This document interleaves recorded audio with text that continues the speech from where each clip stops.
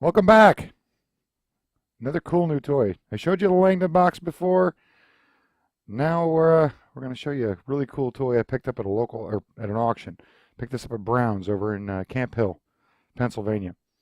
It is a school teaching plane, and I brought out a 4-size Victor here, kind of as a size difference. This thing is absolutely massive. I mean, it's how long is this guy? It's probably, I don't know, 18, 20 inches long. It's huge, absolutely huge. And it's really cool because all the little pieces and parts are all labeled so that an instructor in a school can teach you what everything does. You see there, you can see the labels on everything. Well, I'm going to do the same thing with you today. I'm going to go over each and every part of a plane so you kind of understand. And that's the reason I bought this, so that you guys can understand how a plane works. This is a typical Bailey style plane. It's been around for 100-something years, so no further ado. Your first part is your lever cap. Move this guy out of the way. Your lever cap consists of an actuator, right here, or cam as it's labeled on this. And this cam has a spring on the back. That spring, when this is pushed down, pushes against, which is what locks the iron and chip breaker in place. Which is going to the next part, iron and chip breaker.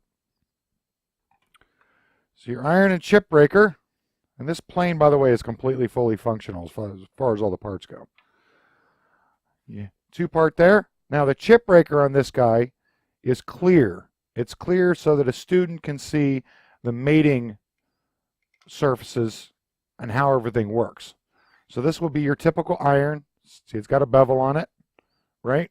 It's ugly green, which I probably will change that here in the near future. I don't particularly like the green. If you look right in here, you can see where the red touches the green.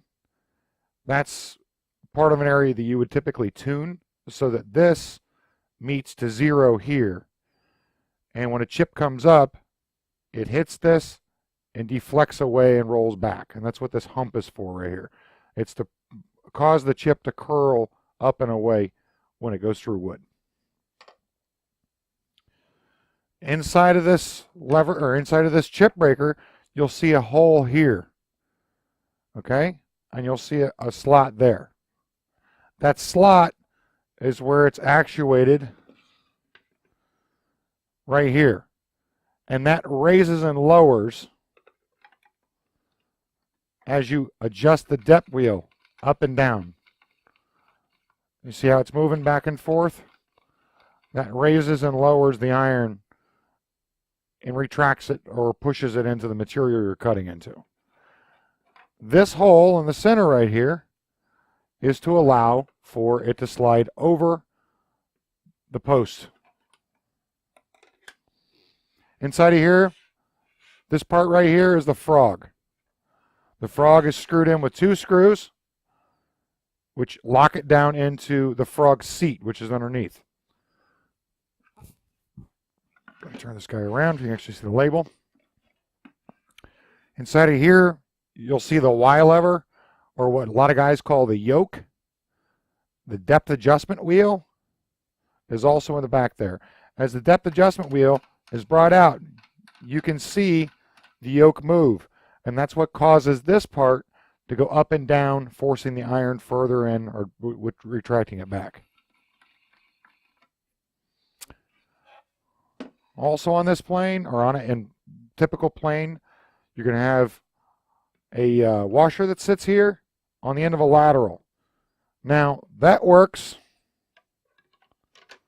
because there's a slot right here. That slot forces the iron back and forth as you go this way and that way. And that angles the blade so that you can get, when you're cutting, you can make sure that the iron is dead, making dead contact across into the wood, in the material you're cutting into. This is labeled handle. I don't think anybody's called this handle in very, very, very long time. This is typically referred to as the tote. And this is typically referred to as the knob. Okay. This is a cheek on a plane. Another cheek. And this is referred to as the sole. Okay? S-O-L-E, not S-O-U-L. Although I do believe planes do have soles. Just, there's two kinds. This is a reinforcement rib right here. This would just reinforce the two cheeks and keep them rigid and firm. And then typically this plane, this specific example doesn't have it. There would also be a frog adjustment screw, which would allow the frog itself to move forward and backwards so that the iron,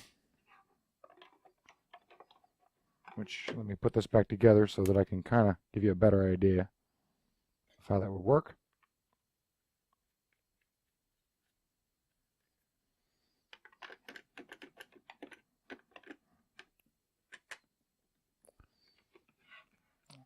So you can see here with the bottom, the iron would then slide forward a little bit if you move the frog forward.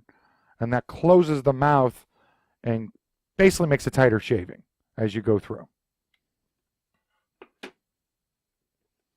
That's pretty much the breakdown of a standard bench plane, a Bailey style bench plane. It's a really simple design. It works really well. Miller's Falls used it, Sargent used it, Stanley of course used it, and Leonard Bailey is the one that invented it. That's why they call them Bailey style planes or Bailey patterned planes. Now, that being said, real quick, we'll go over a Bailey. This is a Leonard Bailey Victor. Completely different setup for this guy. So this would be one of many types of planes they came up with. As you can see here, there's a hollow frog inside. This is adjusted up and down by a cam inside of here. So this would cause the iron to go back and forth for a deeper or shallower cut. This is an iron handle version. And it also has this beautiful medallion on top of the knob in the front. So another style. These holes that are in here engage this pin that's right there. That allows the iron again to go up and down, back and forth into the wood. So that's just a quick overview of a couple of planes. Not another long video getting into maximum detail for stuff, but that's kind of a brief overview of what a plane is and what all the different parts are. So until the next time, enjoy yourselves. Take care.